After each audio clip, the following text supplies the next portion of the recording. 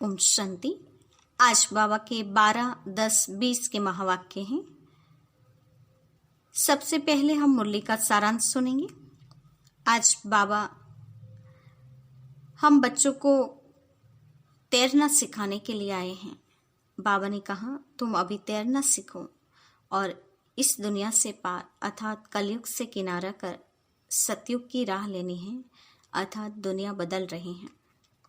उस दुनिया को बदलने के लिए हमें बाप का मददगार बनना है।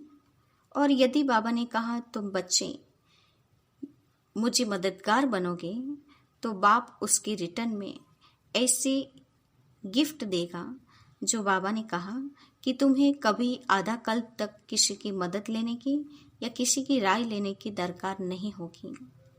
तो सिर्फ अभी हमें बाप का मददगार होकर रहना है।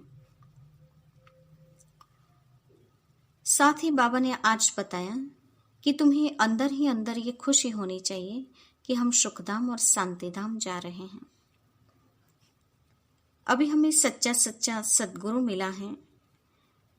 बाप की प्रॉपर्टी के अभी हम मालिक बन रहे हैं। इस बात का भी नशा होना चाहिए। अभी बाप हमारी मदद ले रहा है, ये हमारा और सौभाग्य भी है। तो इसी भी नशे में रहना है। साथ ही बाबा ने बताया कि बाप आज ओबीडियंट सर्वेंट भी हैं, ओबीडियंट टीचर भी बन के आया है। तो हमें सपूत बच्चा बनकर बाप को प्यारा बनना है। और बाबा ने कहा यदि कोई कपूत बनता है तो वो ट्रेटर बन जाता है। इसीलिए बाबा कहते हैं कि हमें लायक सपूत बच्चा बनना है। पुरुषार्थ के लिए आज बाबा ने बताया कि देह सहित जो कुछ भी दिखाई देता है उसे भूलने का अभ्यास करना है। आज का मुरली का पूरे दिन यही अभ्यास हम बच्चों को करना है, देखते हुए भी न देखने का अभ्यास। बागवान बाबा हमारे साथ हैं, इस बात का भी खुशी और नशा होना चाहिए। और बाबा ने कहा विचार सागर मंथन करेंगे तो सर्विसेबल बन सकेंगे। तो ये था आज के मुरली का सारांश। अब हम मुरली की शुरुआत करते हैं। मीठे बच्चे, बाप आए हैं तुम बच्चों को तैरना सिखाने, जिससे तुम इस दुनिया से पार हो जाते हो। तुम्हारे लिए दुनिया ही बदल जाती है। बाबा ने कहा बाप हमें तैरना सिखलाने के लिए आए हैं, जिससे इस पार से उस पार अर्थात कलयुग से किनारा कर सतयुग की राह पकड़ लेते हैं, अर्थात दुनिया बदली हो जाती है। आज का प्रश्न है जो बाप के मददगार बनते हैं उन्हें मदद के रिटर्न में क्या प्राप्त होता है। जो बाप के मददगार बनते हैं उन्हें मदद के रिटर्न में क्या प्राप्त होता है। उत्तर है जो बच्चे अभी बाप के मददगार बनते हैं उन्हें बाप ऐसा बना देते हैं जो आधा कल्प कोई भी मदद लेने या राय लेने की दरकार ही नहीं रहती। कितना बड़ा बाप कहते हैं बच्चे तुम मेरे मददगार नहीं होते तो हम स्वर्ग की स्थापना कैसे कर सकते। बाबा कहते हैं कि तुम बच्चों की मदद ना होती तो बाप कैसे इस विश्व को बदली कर सकते, नई दुनिया की स्थापना कर सकते। ओम शांति। मीठे मीठे नंबरवार अति मीठे रूहानी बच्चों प्रति रूहानी बाप समझाते हैं, क्योंकि बहुत बच्चे बेसमझ बन गए हैं। रावण ने बहुत बेसमझ बना दिया है। अब हमको कितना समझदार बनाते हैं। कोई ICS का इम्तिहान पास करते हैं तो समझते हैं बहुत बड़ा इम्तिहान पास किया है। अभी तुम तो देखो कितना बड़ा इम्तिहान पास करते हो। जरा सोचो पढ़ाने वाला कौन है, पढ़ने वाले कौन हैं, यह भी निश्चय है। हम कल्प हर 5000 वर्ष बाद बाप टीचर और सद्गुरु से फिर मिलते ही रहते हैं। सिर्फ तुम बच्चे ही जानते हो हम कितना ऊंच बाप द्वारा उच्च वर्षा पाते हैं। टीचर भी वर्षा देते हैं ना, पढ़ा करके। तुमको भी पढ़ा करके तुम्हारे लिए दुनिया को ही बदल देते हैं, नई दुनिया में राज्य करने के लिए। भक्ति मार्ग में कितनी महिमा गाते हैं, तुम उन द्वारा अपना वर्षा पा रहे हो। यह भी तुम बच्चे जानते हो कि पुरानी दुनिया बदल रही है। तुम कहते हो हम सब शिव बाबा के बच्चे हैं। बाप को भी आना पड़ता है पुरानी दुनिया को नई बनाने। त्रिमूर्ति के चित्र में भी दिखाते हैं कि ब्रह्मा द्वारा नई दुनिया की स्थापना तो जरूर ब्रह्मा मुखवंशावली ब्राह्मण ब्राह्मणियां चाहिए। ब्रह्मा तो नई दुनिया स्थापन नहीं करते, रचता है ही बाप। कहते हैं मैं आकर युक्ति से पुरानी दुनिया का विनाश कराए नई दुनिया बनाता हूँ। नई दुनिया के रहवासी बहुत थोड़े होते हैं। गवर्नमेंट कोशिश करती रहती है कि जनसंख्या कम हो। अब कम तो नहीं होगी। लड़ाई में करोड़ों मनुष्य मरते हैं, फिर मनुष्य कम थोड़े ही होते हैं। जनसंख्या तो फिर भी बढ़ती जाती है। यह भी तुम जानते हो। तुम्हारी बुद्धि में विश्व के आदि मध्य और अंत का ज्ञान है। तुम अपने को स्टूडेंट भी समझते हो, तैरना भी सीखते हो। कहते हैं ना, नैया मेरी पार लगाओ प्रभु। बहुत नामी ग्रामी होते हैं जो तैरना सीखते हैं। अभी तुम्हारा तैरना देखो कैसा है। एकदम ऊपर में चले जाते हो, फिर यहाँ आते हो। वह तो दिखलाते हैं इतने माइल्स ऊपर में गए। तुम आत्माएं कितना माइल्स ऊपर में जाते हो। वह तो स्थूल वस्तु है जिसकी गिनती करते हैं। तुम्हारा तो अनगिनत है। तुम जानते हो हम आत्माएं अपने घर चले जाएगी जहाँ सूर्य चांद आदि नहीं होते हैं। तुमको खुशी है, वह हमारा घर है, हम वहाँ के रहने वाले हैं। मनुष्य भक्ति करते हैं, पुरुषार्थ करते हैं। किस लिए? मुक्ति धाम में जाने के लिए, परंतु कोई जा नहीं सकते। मुक्ति धाम में भगवान से मिलने की कोशिश करते हैं, अनेक प्रकार के यत्न करते हैं। कोई कहते हैं हम ज्योति ज्योत में समा जाएं, कोई कहते हैं मुक्ति धाम में जाएं। मुक्ति धाम का किसको भी पता नहीं है। तुम बच्चे जानते हो बाबा आया हुआ है, अपने घर ले जाएंगे। मीठा मीठा बाबा आया हुआ है, हमको घर ले जाने लायक बनाते हैं, जिसके लिए आधा कल पुरुषार्थ करते भी बन नहीं सके हैं। न कोई ज्योति ज्योत में समा सके, न मुक्ति धाम में जा सके, न मोक्ष को प्राप्त कर सके। जो कुछ पुरुषार्थ किया वह व्यर्थ। अभी तुम ब्राह्मण कुलभूषणों का पुरुषार्थ सत्य सिद्ध होता है। यह खेल कैसा बना हुआ है। तुमको अभी आस्तिक कहा जाता है। बाप को अच्छी रीति तुम जानते हो और बाप द्वारा सृष्टि चक्र को भी जाना है। बाप कहते हैं मुक्ति जीवन मुक्ति का ज्ञान कोई में भी नहीं है, देवताओं में भी नहीं है। बाप को कोई नहीं जानते तो किसको ले कैसे जाएंगे। कितने ढेर गुरु लोग हैं, कितने उन्हों के फॉलोअर्स बनते हैं। सच्चा सच्चा सद्गुरु है शिव बाबा। उसको तो चरण है नहीं। वह कहते हैं हमको तो चरण है नहीं, मैं कैसे अपने को पूजवाऊं। बच्चे विश्व के मालिक बनते हैं, उनसे थोड़ी ही पूजवाऊंगा। भक्ति मार्ग में बच्चे बाप के पांव पड़ते हैं। वास्तव में तो बाप की प्रॉपर्टी के मालिक बच्चे हैं, परंतु नम्रता दिखलाते हैं। छोटे बच्चे आदि सब जाकर पांव पड़ते हैं। यहाँ बाप कहते हैं तुमको पांव पड़ने से छुड़ा देता हूँ। कितना बड़ा बाप है। कहते हैं तुम बच्चे मेरे मददगार हो। तुम मददगार नहीं होते तो हम स्वर्ग की स्थापना कैसे करते। अब बाप समझाते हैं बच्चे अभी तुम मददगार बनो, फिर हम तुमको ऐसा बनाते हैं जो कोई की मदद लेने की दरकार ही नहीं रहती। तुमको कोई के राय की भी दरकार नहीं रहेगी। यहाँ बाप बच्चों की मदद ले रहे हैं। कहते हैं बच्चे अब छीछी मत बनो, माया से हार नहीं खाओ, नहीं तो नाम बदनाम कर देते हैं। बॉक्सिंग होती है तो उसमें जब कोई जीतते हैं तो वाह वाह हो जाती है। हार खाने वाले का मुंह पीला हो जाता है। यहाँ भी हार खाते हैं। यहाँ हार खाने वाले को कहा जाता है काला मुंह कर दिया। आए हैं गोरा बनने के लिए, फिर क्या कर देते हैं कि कमाई सारी चट हो जाती है, फिर नए सिर शुरू करना पड़े। बाप के मददगार बन फिर हार खाए, नाम बदनाम कर देते हैं।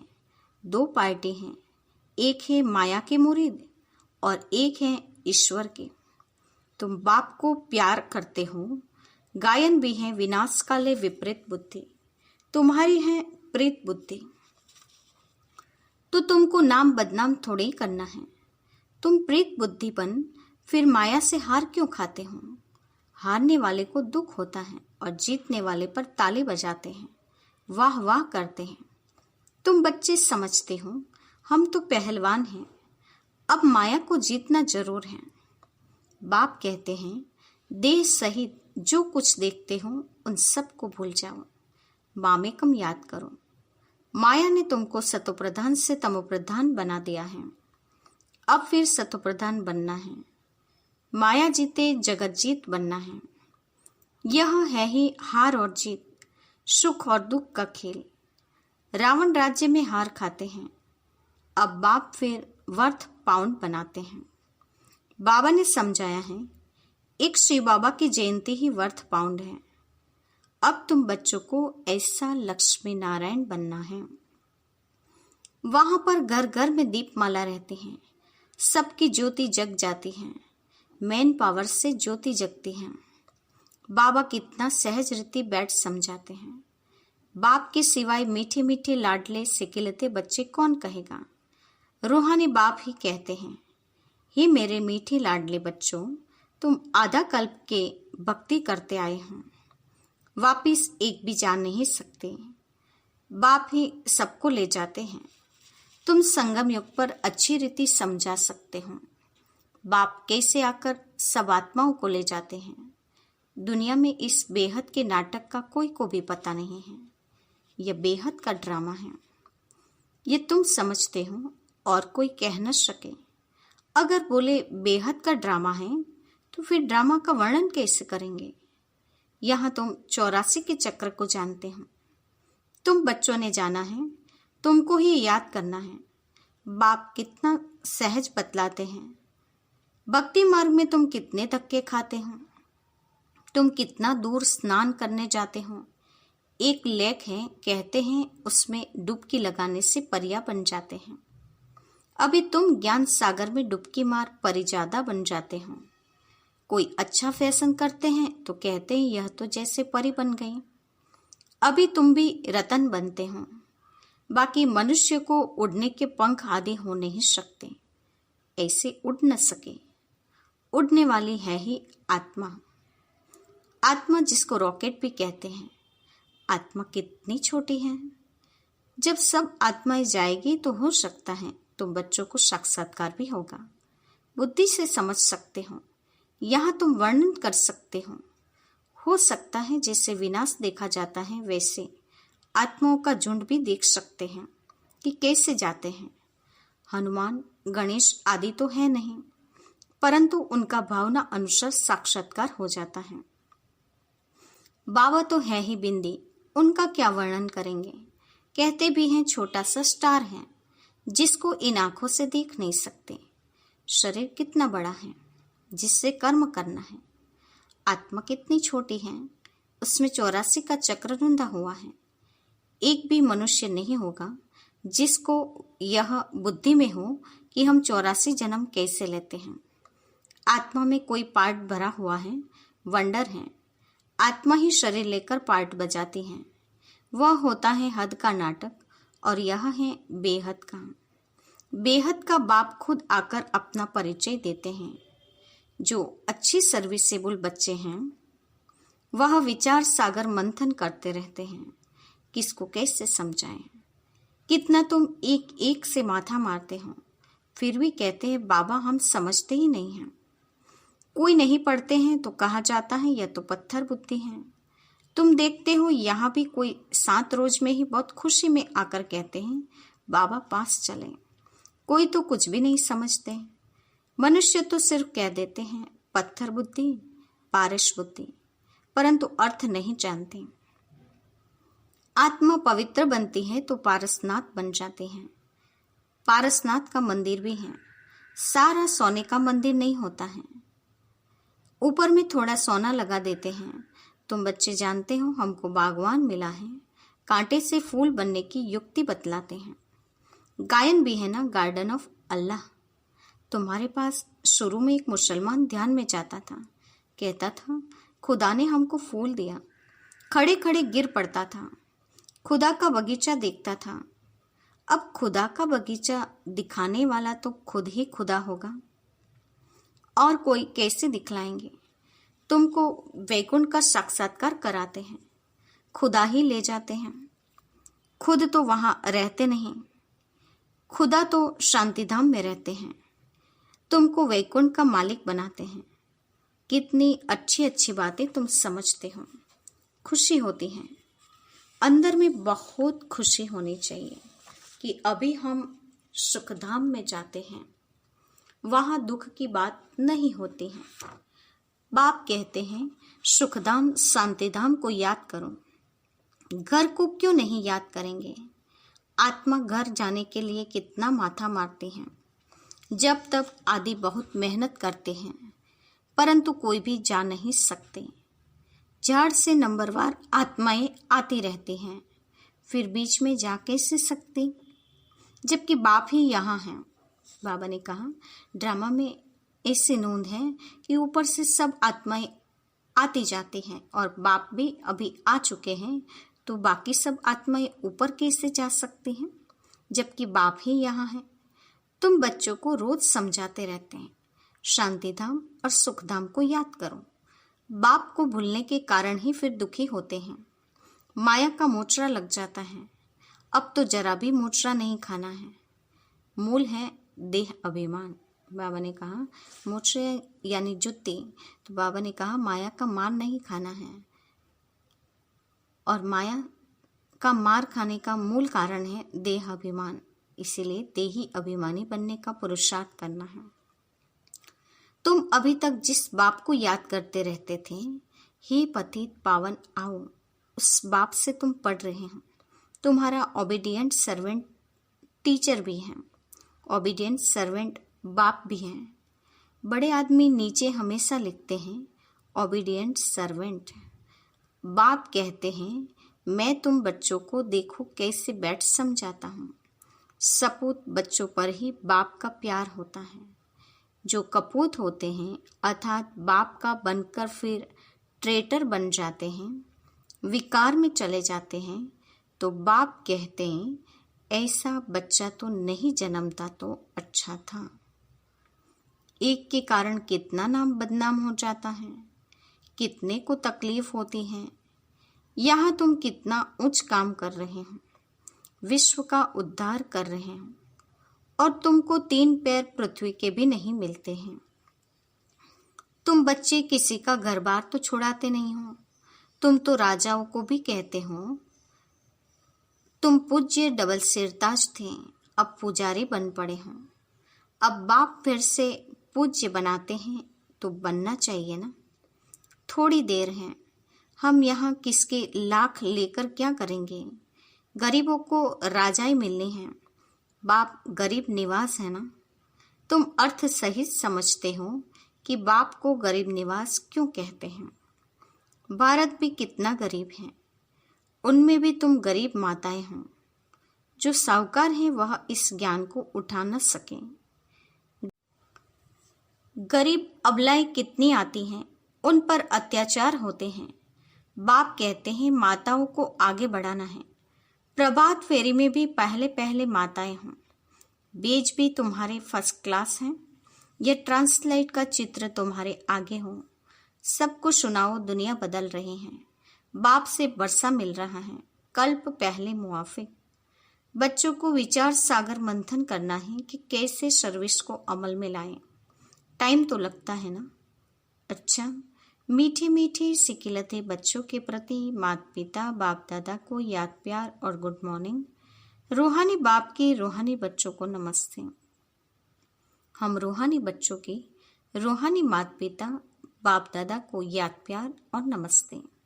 पूरी मुरली का धारणा युक्त मुख्य सार। पहले पॉइंट, बाप से पूरी पूरी प्रीत रख मददगार बनना है।